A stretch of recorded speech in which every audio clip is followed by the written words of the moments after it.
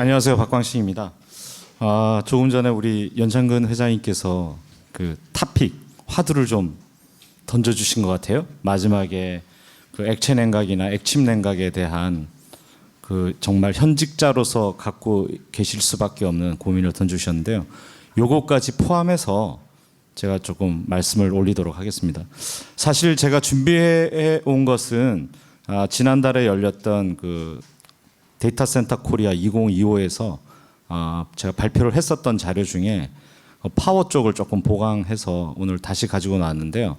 혹시 그 당시에 제 스피치를 들으신 분이 계시다면 앞부분만 조금 스킵해서 들으시고 뒷부분을 조금 집중적으로 들으시면 될 것 같습니다. 저는 참고로 그 반도체 출신입니다.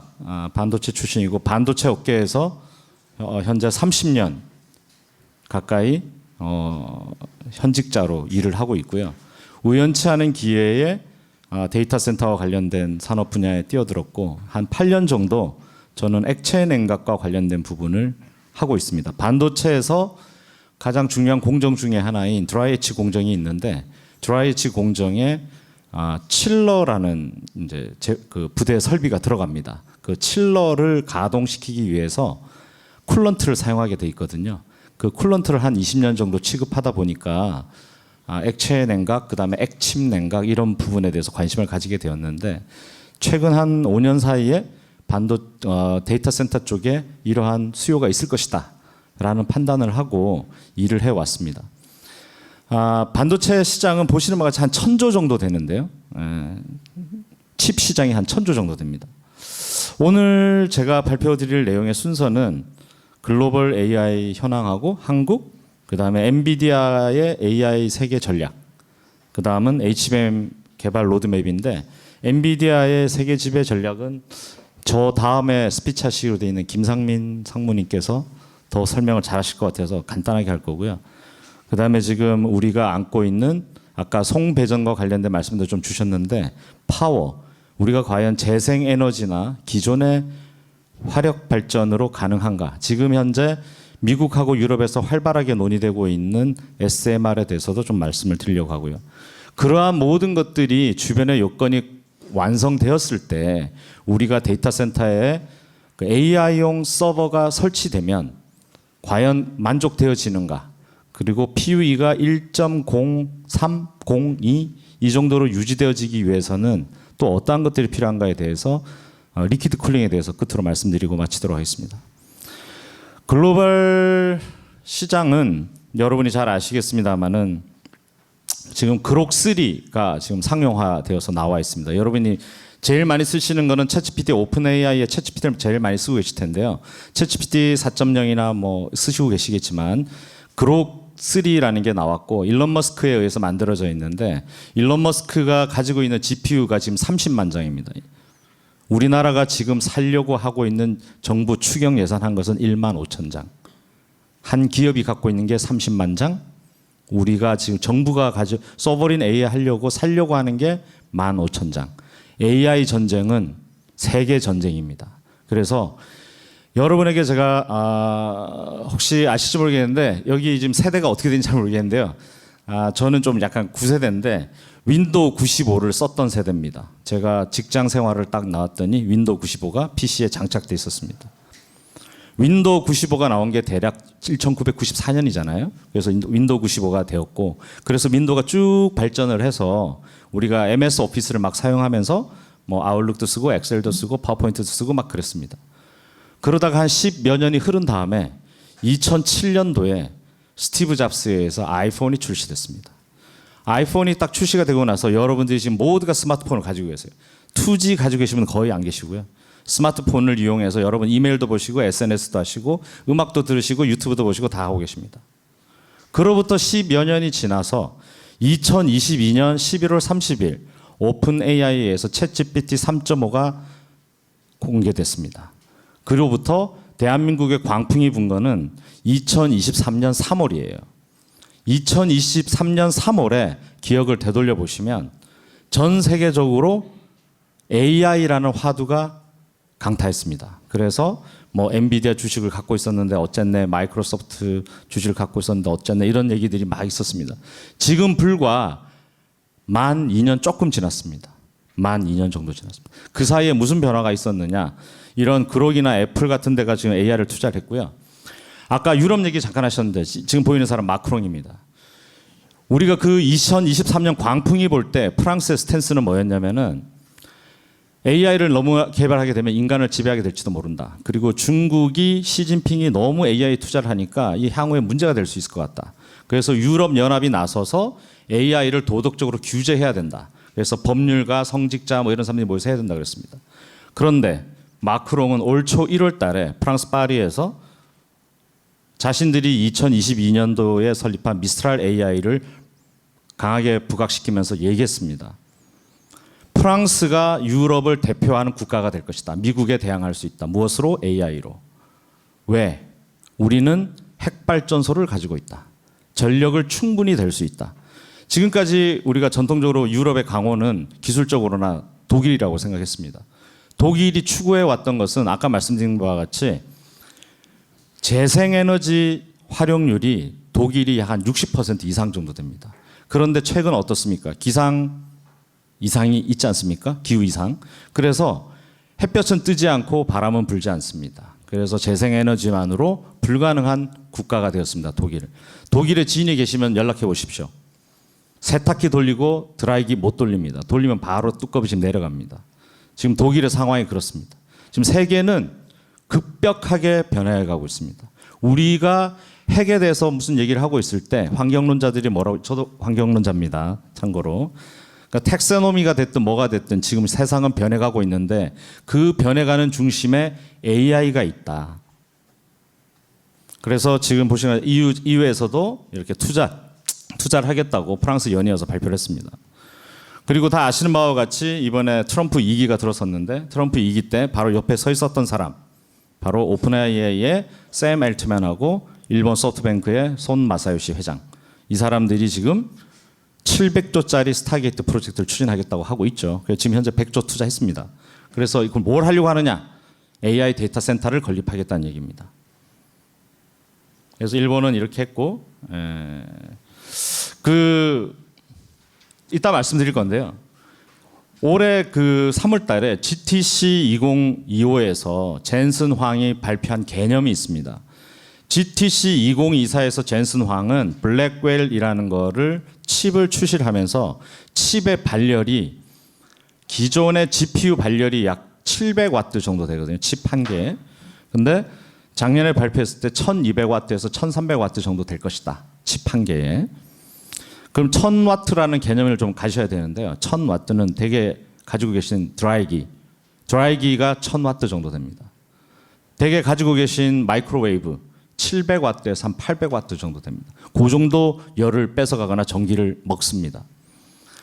그것을 작년에 발표하고 올해는 뭐를 발표했느냐면 AI 팩토리 개념을 발표했습니다. AI 팩토리는 데이터 센터입니다. 데이터 센터는 공장입니다. 이제 AI 데이터 센터를 공장이라는 개념을 도입을 했고요. 그 공장에서 생산하는 것은 토큰이다. 이렇게 말했습니다. 이 부분 잠시 후에 설명드리겠습니다. 그래서 발열이 엄청나게 많이 나고 그 발열을 막기 위해서는 전기가 엄청나게 많이 필요한데 기존의 전력 체계 하에서는 불가능하다. 그리고 GPU가 너무 비싸다. 그리고 GPU는 미국에 현재 방위적인 국방적인 문제가 있기 때문에 한국에 오지 않는다. 뭐 대충 이런 스토리라인에서 말씀드릴 수 있을 것 같습니다. 그래서 GPU만 오면 되느냐는 아니죠. 지금 최근에 이제 우리나라에서는 소버린 AI 얘기를 하고 있지 않습니까? 새로운 정부가 들어섰고 서울대 출신의 네이버 출신의 하정우 수석이 이제 AI 수석이죠. 지금 소버린 AI를 얘기하고 있습니다. 우리가 지금 챗GPT를 사용하고 있지만 챗GPT가 한국어 지원이 됩니다. 그런데 실질적으로 한국어 지원이 제대로 되기 위해서는 한글로 된 LLM이 있어야겠죠. 우리나라에 지금 한국어로 된 LLM은 LG에서 개발한 거 하나 있는 거죠. 그리고 그것을 더 많이 개발하기 위해서 소버린 AI를 해야 된다는 거고, 그것을 하기 위해서 15,000장을 사오겠다라는 거고, 그것을 하기 위해서 지지난주에 컨소시엄 중에 5개 컨소시엄을 지정했죠. 그 5개 컨소시엄 지정했고 2년까지 5개 컨소시엄을 평가한 다음에 2개를 남겨서 그게 KAI를 브랜드 사용할 수 있는 걸로 한다라는 거고요. 그러면 우리나라는 뭐 하냐? 그 GPU를 이용해서 우리가 쓸 수 있는 많은 소프트웨어들이나 AI 에이전트들을 개발하게 하려는 데 있습니다. 그러한 것들이 이제 진행이 돼야 되는 거고요. 그렇지만 세계가 흘러가는 거하고 대한민국이 가는 것은 아까 말씀드린 것처럼 양적인 차이가 굉장히 크기 때문에 한 기업이 올해만 해도 메타가 엔비디아로부터 받으려고 하는 GPU 개수는 10만 장이 넘습니다. 약 연간 TSMC를 통해 가지고 약 한 40만 장에서 60만 장 정도, 정확한 숫자는 아니지만 생산되는데, 그중에 마이크로소프트, 메타, 오라클, 뭐 테슬라 이런 데서 가져가고 나면 한국에 올 게 없어요. 그래서 우리가 살 수 있는 것도 돈도 돈이지만 100조 투자해봐야 10만 장 정도 받을 수 있어요. 그러니까 투자의 단위가 굉장히 다르기 때문에 우리가 뭐 미디어를 통해서 접하는 AI와 우리가 실질적으로 우리가 챗GPT를 이용하는 AI와 우리가 또 설비기술협회 관련돼서 현직자로 종사하시면서 우리가 바라보는 향후의 데이터 센터의 모습과 괴리가 있을 겁니다. 이 괴리가 있는데 방향성은 그래도 우리가 가질 필요가 있지 않은가라는 차원에서 말씀을 드리는 거고요. 그래서 GPU가 필요하다. 아까 말씀드렸듯이 이렇게 선정되었습니다. 이 선정된 곳 중에서 2군데가 될 예정입니다. 그래서 엔비디아의 세계 지배 전략은 엔비디아는 이제 더 이상의 그래픽 카드를 만드는 GPU 회사가 아니다. 여기서 제가 뭐 병렬이다 뭐 이런 말씀은 드리지 않겠습니다. 뭐 그 정도는 다 알고 계실 거라고 생각하고요. 결국은 버티컬 인테그레이션인데요. 엔비디아는 수직 계열화를 시도하고 있습니다. 어떤 면에서는 2007년도에 스티브 잡스예요. 제가 봤을 땐 스티브 잡스가 아이폰을 출시해서 단순히 핸드폰을 출시한 게 아니지 않습니까? 그 핸드폰 안에 많은 소프트웨어를 담았고 게임이라든지 음악이라든지 음악 저작권 문제 많은 것들을 해결했습니다. 지금 젠슨 황은 자신이 단순히 GPU 칩을 설계해서 TSMC에다가 위탁 생산을 해서 그걸 제품화해서 판매하는 게 목표가 아니고 엔비디아의 제국을 건설하기 위해서 지금 줄을 세우고 있는 중입니다. 이 줄을 세우고 있기 때문에 우리가 엔비디아의 젠슨 황이 제시한 냉각 방식, 에어를 한 80% 이용하고 한 20%에서 15%는 다이렉트 리퀴드 쿨링을 이용해라 라고 제안한 컨셉, 이 컨셉을 거부할 방법이 없습니다. 단 AI 칩을 사용할 때만이죠. 엔비디아가 말하는 자신들의 AI 칩, 아까 말씀드린 블랙웰. 지금 현재 우리나라 블랙웰은 참고로 몇천 장 있습니다. 제일 많이 갖고 있는 거는 나주의 그 국가 AI 팜이 2,300장, 2,100장 정도 가지고 있고요. 일부 기업들이 몇백 장씩 갖고 있지만 양은 굉장히 적다. 그래서 테스트할 방법이 별로 없다. 근데 어쨌든 이렇게 좀 진행이 될 것 같고요. 그래서 지금 보시는 바와 같이 여러분께서 지금 위에 상단에 보시면 블랙웰이 있습니다. 그리고 그 옆에 루빈이 이제 루빈하고 루빈 울트라가 나올 거거든요. 내년에 루빈 나오고 그 다음 해에 루빈 울트라가 나옵니다. 그럼 2028년에 뭐가 나오냐? 5만이 나오기로 돼 있습니다. 이 5만은 현재 개념만 발표된 상태입니다. 루빈 울트라까지는 스펙이 다 나왔어요. 스펙이 다 나왔고 5만은 개념만 발표가 됐는데 이 5만 2028년도에 5만의 개념이 뭐냐면 지금 블랙웰까지만 해도 원렉에서 그 힛 캐파시티가 전력 파워 컨섬션이 130kW입니다. 원렉에 130kW인데 5만이 되면은 680kW에서 1메가와트까지 원렉에서 나옵니다. 파워 컨섬션이. 이것이 지금 예고되어 있는 상태입니다. 그래서 보시는 바와 같이 이렇게 해서 구성하게 된다. 이렇게 해서 이제 자기들이 MVL 링크를 이용해 가지고 제시한 거고요. 이것을 상업적으로 판매하게 될 회사는 여러분이 잘 알고 계시는 델, HP, 슈퍼마이크로 뭐 이런 데가 되겠고요. 대만에는 뭐 기가바이트라든지 뭐 델타 이런 데가 있겠죠. 슈퍼마이크로 오셔야 되는데 오실 걸로 생각해서 이건 스킵해서 넘어가도록 하겠습니다. 요거는 연결이 안 돼 있을 텐데요. 혹시 엔비디아 홈페이지에 들어가시면 유튜브에 보시면 어떤 식으로 구동하는지 이게 돼 있습니다. 혹시 링크 돼 있나요? 눌러도 돼요? 아니군요. 네. 보시면 그 엔비디아가 생각하는 데이터 센터의 컨테인먼트가 어떤 식으로 구성되어 있는지 3차원으로 보실 수가 있습니다. 그래서 여기 보시는 바와 같이 여기 지금 하나 둘 셋 네 개 보이시고 반대편에 하나 둘 셋 네 개가 있습니다. 총 8개의 렉이 원 컨테인먼트에 들어가고 나머지 이렇게 이제 통신이라든지 파워를 넣어주는 것들이 들어가게 돼 있거든요. 요 한 자체가 원 컨테인먼트예요. 그리고 여기 보이는 게 CDU 2대입니다. CDU. 그래서 하나는 N, 2N 또는 N 플러스 1. 뭐 이런 식으로 구성되어 있는 거고요. 요게 지금 이제 화두가 되고 있는 다이렉트 리퀴드 쿨링에 관련된 내용이고요. 네, 넘어가도록 하겠습니다. 그래서 이렇게 LLM을 하게 되면 얘네들이 다 이렇게 하고 있다. 그런데 끝으로 제가 말씀드리고 싶은 것 중에 하나가 HBM입니다. 아무리 엔비디아가 GPU를 5만까지 개발하더라도 반드시 필요한 반도체 칩이 있습니다. 그것은 HBM입니다. HBM의 전 세계 마켓의 60%는 SK 하이닉스.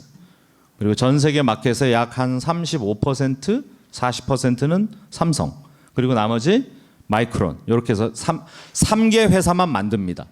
이 3개 회사가 만든 HBM을 TSMC가 받아서 엔비디아로부터 위탁받았던 GPU를 자기가 스스로 생산해서 그걸 조립해서 나오는 게 서버에 들어가는 GB200라는 거거든요. 그게 AI 칩이에요.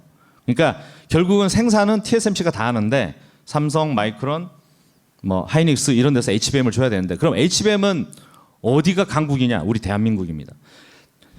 카이스트의 김정호 교수가 일단 HBM의 아버지죠. 이 개념 자체를 도입하신 분입니다.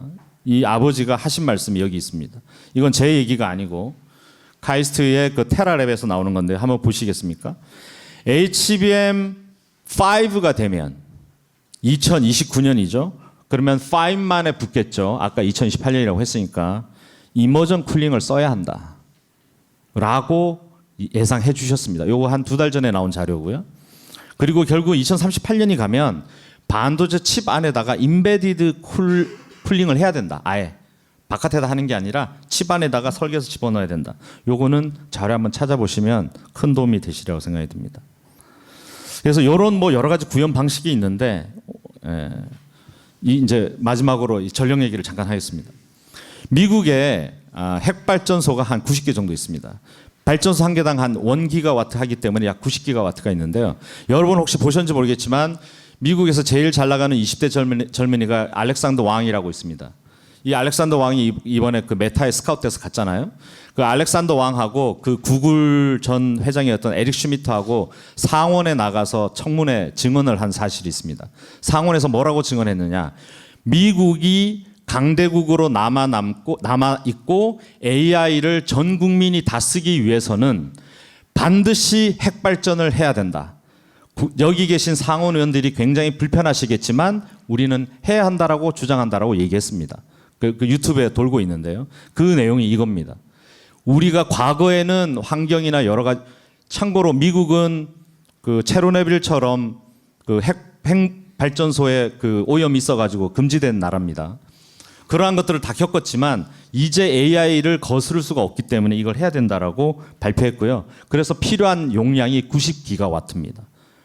그러면 지을 수 없잖아요.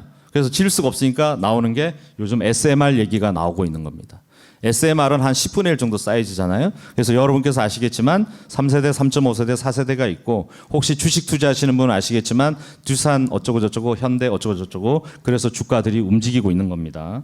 그래서 이런 부분들이 이제 얘기가 되고 있는데 우리나라는 국가에서도 뭐 하나 하고 있다고 하더라고요. 그래서 지금 빅테크들이 보시는 바와 같이 전부 SMR하고 파트너십을 맺었고요. 그리고 SMR은 상용화 되려면 2030년은 돼야 됩니다. 근데 이미 다 아마존이나 마이크로소프트나 다 발주했습니다. 그리고 기존의 핵발전소 폐기되었던 거 다 샀어요. 오픈 AI도 샀고 다 핵발전소 다 샀습니다. 왜? 재가동하려고 하는 건 아니고요. 거기에 송배전 시설이 있기 때문입니다. 지금 송배전을 다시 깔려면 10년이 걸린다고 하거든요. 돈도 엄청나게 들고. 그래서 일단 핵발전소를 먼저 사고 거기에 송배전 시설을 활용할 예정이고요. 다시 지금 스타트업인 SMR에다가도 투자를 하고 그런 식으로 해서 전력을 확보하려고 하고 있습니다. 우리나라에서는 좀 요원한 얘기입니다, 지금. 그래서 요약을 하자면 우리나라에서는 GPU 칩도 구하기가 어렵고 그 정도 경제 사이즈가 안 되는데 어떻게든 구해서 써버린 AI도 해야 되고 칩이 문제고요. 두 번째는 전기. 우리가 생각했던 것보다 전기를 엄청나게 먹습니다. 그 전기를 위해서 우리는 지금 우리가 가지고 있는 화력 발전이나 원자력 발전이나 또는 수력이나 이런 재생에너지 가지고 과연 AI를 대응할 수 있겠는가? SMR 기술을 갖고 보유하고 있는가? 하나 하고 있습니다. 그다음에 세 번째는 그러한 것들을 이용해서 우리가 AI 시대의 주도권을 갖고 대한민국이 AI 3강국이 될 수 있겠는가? 이런 것들은 주변 인프라에 의해서 너무 영향을 많이 받잖아요. 자금이라든지. 그런데 제가 이제 말씀드리려고 하는 것은 아까 우리 회장님 말씀하신 것처럼 액침 냉각이 향후의 대세로 올 것인데 지금은 당연히 다이렉트 리퀴드 쿨링이 대세가 됐습니다. 우리나라에서는 아직 POC 단계에 불과하죠. 왜? 그런 칩이 없기 때문에 할 이유가 없죠. 아까 말씀드린 것처럼 엔비디아에 그 칩이 오지 않는다면 굳이 그런 방식을 쓸 이유가 없습니다. 돈이 더 많이 드니까요. 그렇지만 AI 칩이 온다면 다이렉트 리퀴드 쿨링을 쓰게 되겠죠. 그리고 앞으로 한 3, 4년 후에 더 많이 발전을 하게 되면 보여드린 바와 같이 액침 냉각에 대한 부분도 해야 된다. 그래서 액침 냉각을 하게 되면 리크에서 빠져나가는 부분도 있을 것이고 그 용액을 나중에 폐기할 때 어떻게 우리가 ESG나 환경적으로 문제가 안 되게 할 것인가 하는 과제도 않게 될 것입니다. 우리는 그러한 부분들에 대해서 지금부터 고민을 좀 해야 되고 저희는 요런 이제 DLC로 갈 수밖에 없다라는 것을 말씀을 드리고 이 CDU나 이런 것들이 지금 저희도 외국 회사하고 협업을 하고 있지만 지금 LG가 이제 개발을 했는데 국내에서 지금 엔비디아의 퀄을 받은 회사는 아무도 없습니다. 지금 LG가 지금 신청을 한 상태고요. 우리가 지금 이 트렌드를 좀 빨리 따라가야 되는 이유는 뒤늦게 따라가면 다 외국 업체들이 다 해놓은 거를 카피하거나 미투하거나 팔로우하는 것밖에 안 된다. 그래서 저는 오늘 전체적인 흐름에 대해서 여러분들에게 말씀드리고자 했습니다. 더 많은 얘기가 있지만 오늘 시간 관계상 여기까지 하겠습니다. 감사합니다.